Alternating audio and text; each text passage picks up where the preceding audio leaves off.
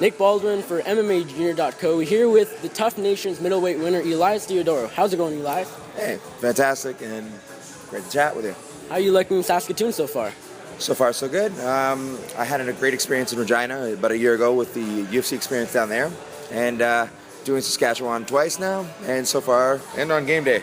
For sure. Yeah. I'm a Bomber fan, but that's okay. Cool. Okay. We'll get on that later. Anyway, so Uriah Hall, who I know you really wanted to fight, he recently filled in to face Gegard Mousasi next month. How disappointed are you not able to fight Uriah Hall next? Not really disappointed. It's just one of those things where I think, again, it's probably an inevitability. Well, we'll fight one day, and again, it's chess, not checkers. It's an inevitable thing. And right now, I'm just kind of training and doing my own thing. I commend him for taking the fight and doing what he needs to do.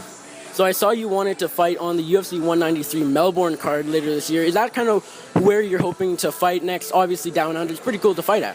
Yeah, no, that would be a really amazing place to fight. And also the fact that I won Canada versus Australia kind of makes sense. Yeah, no, just got to kind of see, again, a lot of this, what this is the idea that you got to see where the division actually kind of falls into place. So I'm just no one specifically, but I'm ready to kick ass.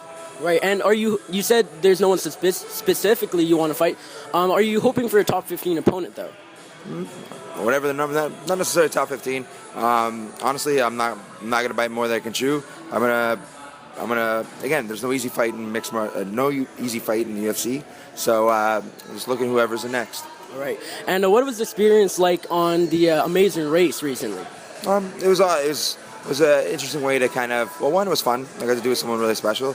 And two, again, I lost, but the cool thing is I get to kind of taste defeat when it doesn't really matter. If the worst thing that happens to me this year is I lose a game show, I'm doing all right. Yeah. And then also the fact that, honestly, like, I have strengths and weaknesses just like everyone else. And if anyone has dyslexia or any type of disability, again, it doesn't have to necessarily brand you in anything, but it doesn't have to.